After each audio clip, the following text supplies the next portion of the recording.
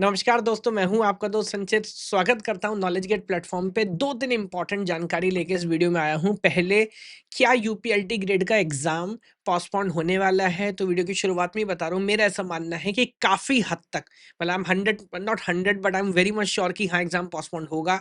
2 बड़े कारण हैं। क्या कारण है? डिटेल से इस वीडियो में आपको पूरी बात बताने वाला हूँ। दूसरी जो इम्पोर्टेंट जानकारी, किस सब्जेक्ट में कितने एप्लीकेशंस आए हैं और लगभग कितना आसान और कितना मुश्किल होने वाला है, वो सारी डिटेल भी आपको बताऊँगा।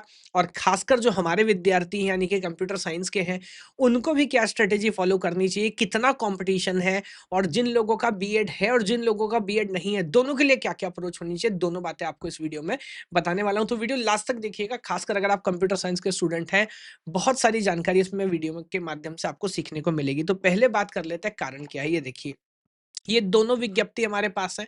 आपने पहले भी कभी वीडियो में या व्हाट्सएप ग्रुप में देखा होगा, तो आप देख सकते हैं, ये पहली जो सूची जारी हुई थी 28 जुलाई को, उसके बाद दूसरी सूची उसके बाद जारी हुई थी। इसका दिनांक मैं यहाँ देख नहीं पा रहा हूँ। जिस भी दिन जारी हुई होगी, बट ये दोनों सब्जेक्ट्स की लिस्ट हमारे पास थी कि कब-कब एग्ज़ाम होने वाले हैं। अब यहाँ पहली प्रॉब्लम क्या आ गई है? पहली प्रॉब्लम आ गई है कि यूपी में ही स्टेनो का एक पेपर होना है और 16 और 18 जुलाई को उसका एग्ज़ाम होने वाला है, जो काइंड ऑफ पहले से अप्रूव्ड है। अब यहाँ पर आप देखेंगे, तो 18 जुलाई को फिज़िकल एजुकेशन, शारीरिक शिक्षा का एग्ज़ाम भी होना है और 18 जुलाई को ही स्टेनोग्राफ़ी का पेपर भी होना है। दोनों ही यूपी सरकार के पेपर हैं। अब जैसे हमारे यहाँ बोलते हैं ना, 2 पहलवान लड़ेंगे, एक तो गिरेगा सर। किसी एक के एग्ज़ाम को पोस्टपोन करना ही पड़ेगा। और क्योंकि यूपीएलटी में तो अभी और भी समस्याएँ हैं, मुझे ऐसा लगता है, हो सकता है यूपीएलटी ग्रेड को ही थोड़ा-सा पोस्टपोन किया जाए। एक और बात, यहाँ कुछ लोग सोच सकते हैं कि सर, सिर्फ इंग्लिश और फिजिकल एजुकेशन, ये सिर्फ इन्हीं तो एग्जाम पे इम्पैक्ट होगा। अब देखिए, आयोग ने किस तरह से चीज़ों को सेट किया और क्या सोचता आयोग जानता है।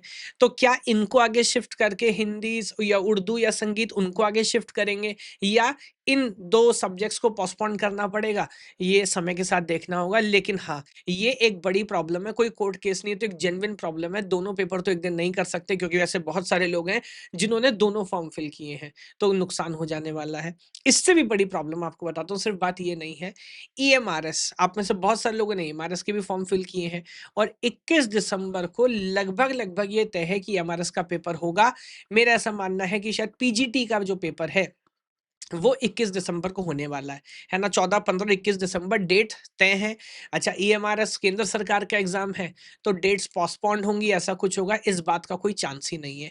क्या 21 दिसंबर को यूपीएलटी ग्रेड में? जी हाँ, यहाँ देखिए, गृह विज्ञान और वाणिज्य, ये दोनों की डेट 21 दिसंबर को क्लैश हो रही है। यहाँ तो इतनी बड़ी ऑडियंस है, जो दोनों एग्ज़ाम भर रही होती है, अब ये तो किया ही नहीं जा सकता, यहाँ तो पोस्टपोन्ड आपको करना ही पड़ेगा।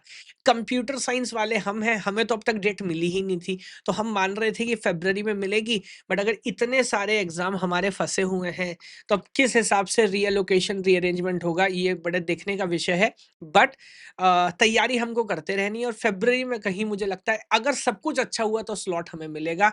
उससे पहले मेरे को उम्मीद नहीं लग रही। ये बात स्पेसिफ़िकली कंप्यूटर साइंस की कर रहा हूँ और जो विषय यहाँ पर फँस गए हैं, उनकी भी कर रहा हूँ। बात नंबर 1।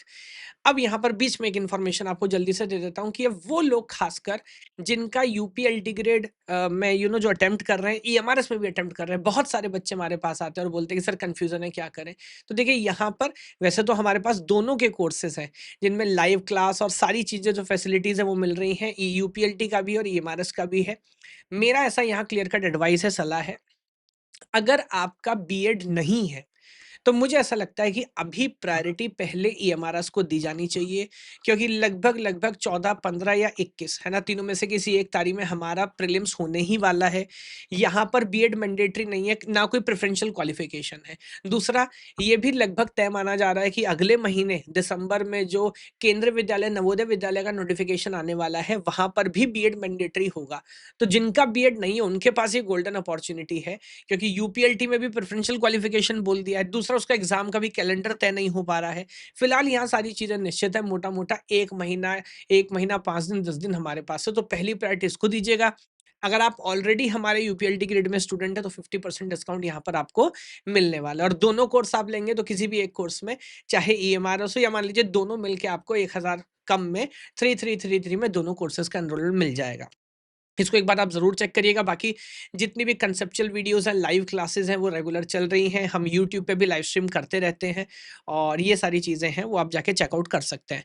अब मैं दूसरी बात में आ जाता हूँ कि कितने फॉर्म फिल करे गए हैं। तो ये देखिए, ये पूरा एक डेटा यहाँ पर हमने एनालाइज़ किया है और सॉर्ट करके लाया हूँ आपके लिए। तो यहाँ पर देखिए, पहले कॉलम में आपको वैकेंसी नज़र आ रही है, फिर एप्लीकेशन है एंड देन कॉम्पिटिशन पर सीट के हिसाब से सॉर्ट किया है। तो सबसे आसान है सेलेक्ट होना आर्ट के अंदर। 578 वैकेंसीज हैं और 19,000 कुछ फॉर्म भरे गए हैं, तो लगभग पर सीट पे 34 कैंडिडेट्स का कंपटीशन है। ये ऑब्वियसली सबसे कम है। एग्रीकल्चर, हे भगवान, भारत एक कृषि प्रधान देश है। एग्रीकल्चर में आप नोटिस करिए, 14 वैकेंसीज और लगभग 11,000 फॉर्म भरे गए हैं। हर सीट पे 839 839 कैंडिडेट्स का कंपटीशन है। यहाँ हम बात कर लेते हैं कंप्यूटर साइंस की, तो देखिए यहाँ पर कंपटीशन अभी भी रिलेटिवली उतना ज़्यादा नहीं है। आप बाकी ब्रांचों में देखोगे तो और भी बहुत बुरा हाल है।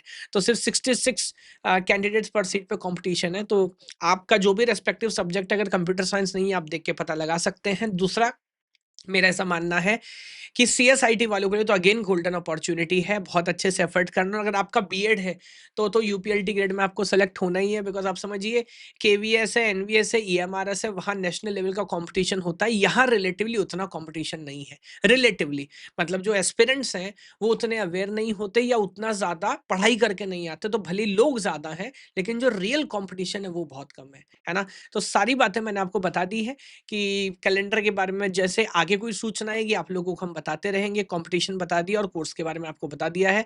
यूपीएलटी ग्रेड और ईएमआरएस दोनों की क्लासेस प्लेटफॉर्म पे चल रही हैं और जो भी कुछ आगे अपडेट होगा हम आपको बताते रहेंगे। बाकी एनरोल अगर करना चाहते हैं, नीचे आपको डिस्क्रिप्शन में लिंक मिलेगा। बाकी हमारा टोल फ्री नंबर भी आपको नज़र आ रहा है, आप इस पे भी व्हाट्सएप करके कोई भी जानकारी आप लेना चाहें तो ले सकते हैं। धन्यवाद।